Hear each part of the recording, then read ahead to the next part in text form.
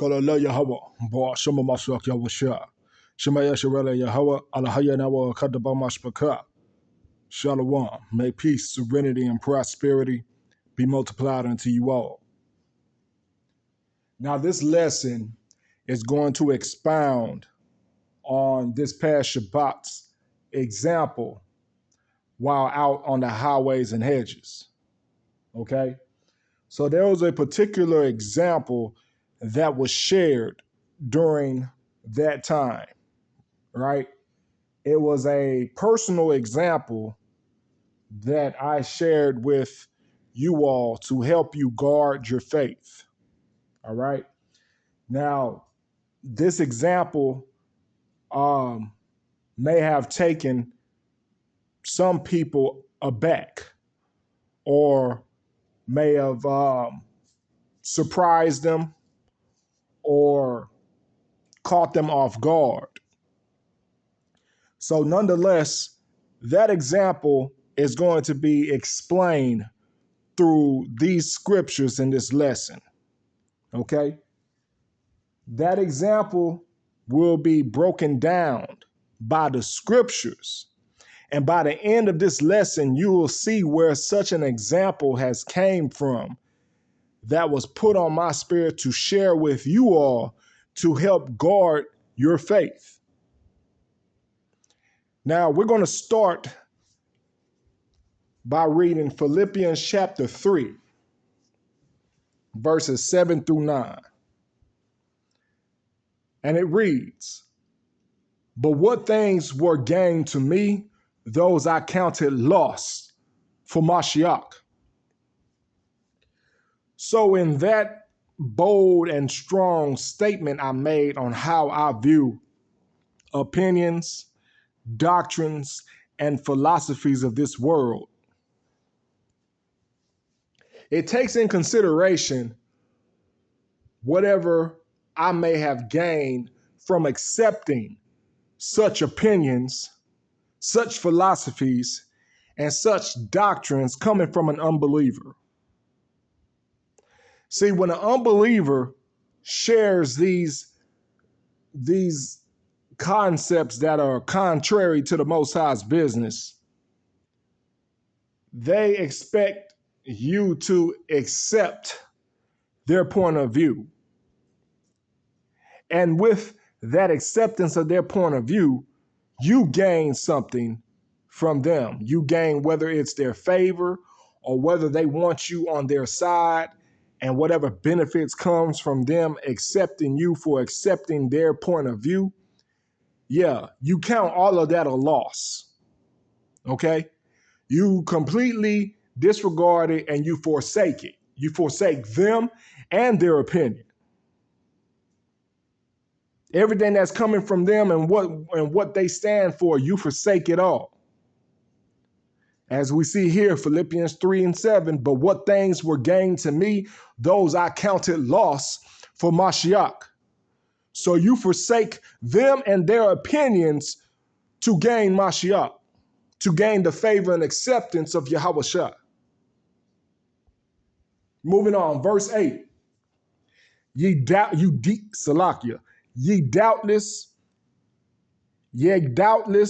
and I count all things but loss for the excellency of the knowledge of Mashiach Yahweh Shah, my Adawan,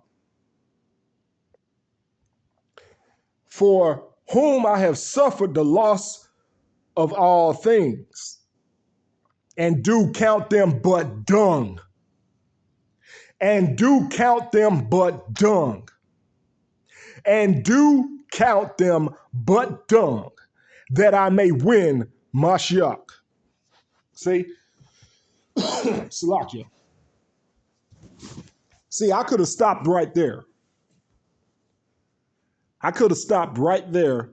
And that will sum up my whole point of view that I shared this weekend, Salakia, this Shabbat, about how I see the opinions, the philosophies, and the doctrines, and the rhetoric that is contrary and opposed against Yahweh Baal Shem Yahweh Shai's knowledge, wisdom, and understanding as waste, as toilet paper, as sanitary wipes after using the restroom, after taking a defecation. That's where that comes from. You read it there, Philippians chapter 3, verse 8. Count it all but dung. And how do you treat dung, Mashbaka? You discard of it immediately. So it is counted to be discarded as waste. So now I could stop right there, but I'm not. We're going to continue forward for further edification. We're going to get more edification on this. We're going to get more knowledge, wisdom, and understanding on this. But if I wanted to make a point, I could stop right there. Because that's where that mode of defending the faith comes from, as counting those things contrary to the knowledge of wisdom and understanding of Yahweh as toilet paper used after defecation. Counted as dung. It is to be discarded and never to be messed with again. You don't return to dung. You don't play with it. You don't handle it. You have no use for it. That's how these philosophies, doctrines, and opinions, contrary to the belief of the knowledge, wisdom, and understanding of Yahweh Baal Shem Yahweh Shai, shall be handled. Verse 9. And be found in him, not having mine own righteousness, which is of the law, but that which is through the faith of Yahweh Shai HaMashiach, that the righteousness which is of the Most High by faith. So you do that as an effort to gain the favor from the faith of Yahweh Shai.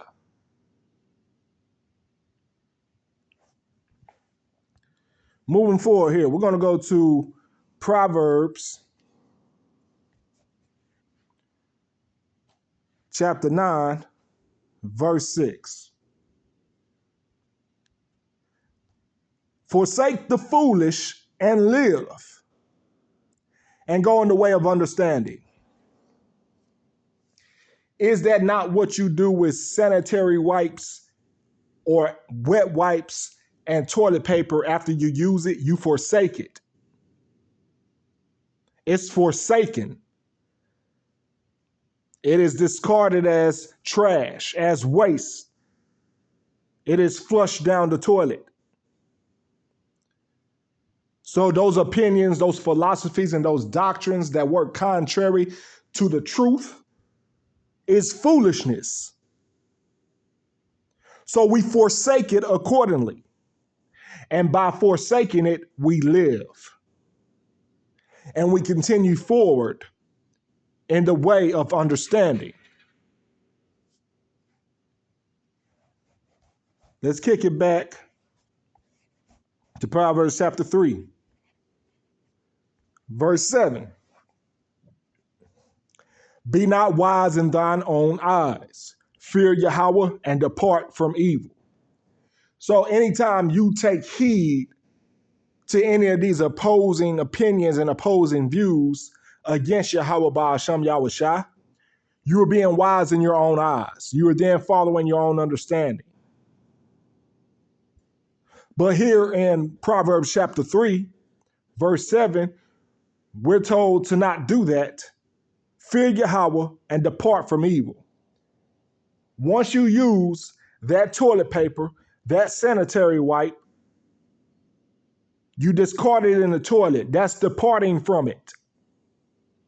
That's how these opposing views shall be handled, Mashbaka. That's how you see them. You depart from them.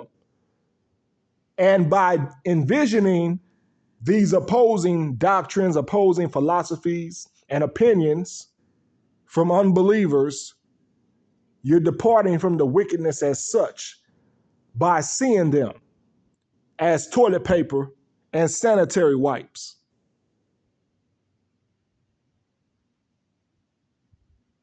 On the contrary, to accept such opposing views is the equivalent of using the restroom and not cleaning yourself. So therefore, you're joining with wickedness. You're joining with evil by being led astray and having your faith swayed. It's the equivalent of getting up from that toilet after defecation and not cleaning yourself and walking around as such.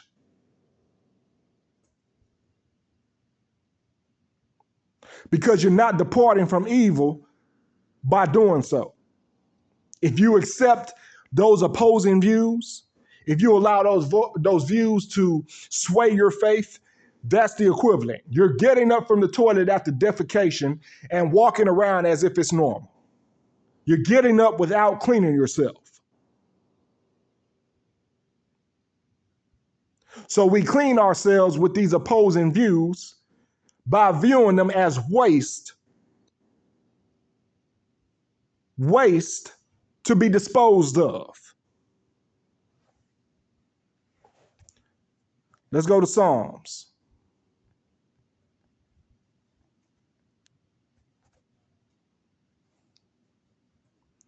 And we'll go to Psalms 34 and start at verse 14.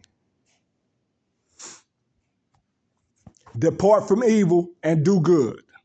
Seek peace and pursue it. Verse 15.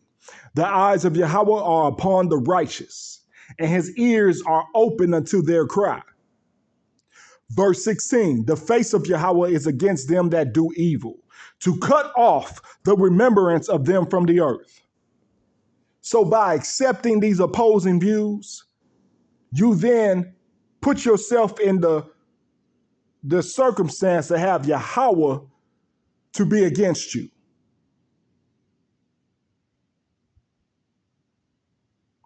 That's how real this is. And that's why I gave that suggestion of how you should see opposing views, opposing philosophies and doctrines and opinions. You're supposed to see them as toilet paper, as sanitary wipes that you use after a defecation. We already saw it in Philippians chapter 3. That's where this comes from. I'm not telling you anything wrong. Though those who may not have the full understanding, who have been exposed to that example, may have seen it as me being vulgar or me being wicked. No, we saw where it came from. That was Philippians chapter 3, verse 8.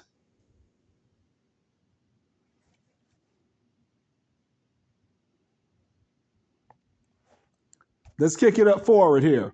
Let's go to Romans.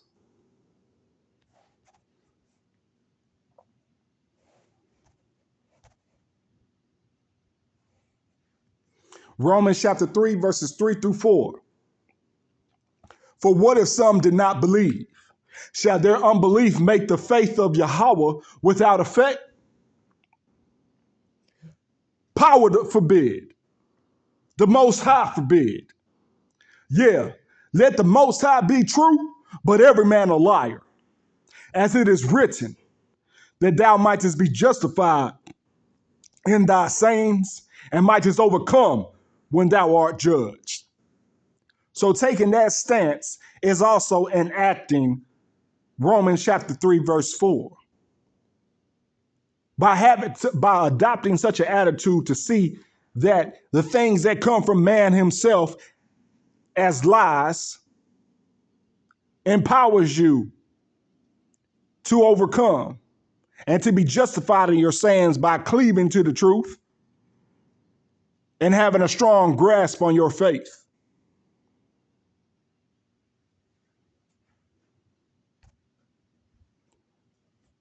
Now let's end this in the book of Matthew with Yahushua words. We're going to go to Matthew chapter 10, starting at verse 13. And if the house be worthy, let your peace come upon it. But if it be not worthy, let your peace return to you. Verse 14, and whosoever shall not receive you, nor hear your words, when ye depart out of that house or city, shake off the dust of your feet. So after you clean yourself, you're doing just that. In my example, you're doing just that. You're doing the equivalent of Matthew chapter 10, verse 14, because apparently anybody who comes with an opposing view or opinion, they're not receiving your words and they're not receiving you. So you depart from them and shake off the dust of your feet. You depart from them and count what they have to say as toilet paper and sanitary wipes used after your defecation. Hey, I'll state it again. Philippians chapter 3, verse 8. That's what I'm standing on. That's where that example comes from. That's where that tactic of safeguarding your faith comes from. You're counting it as dumb. Because what's on that toilet paper or sanitary wipe after you use it from a defecation? Dumb. Waste.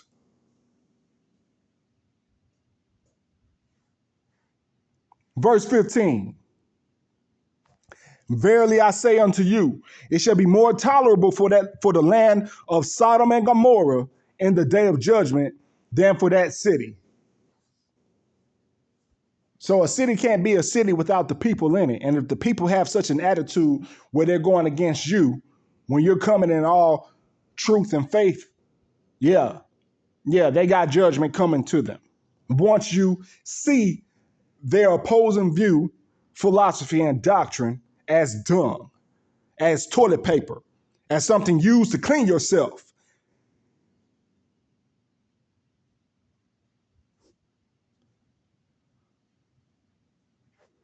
That's all I have. May peace, serenity, and prosperity be multiplied unto you all. Shalom.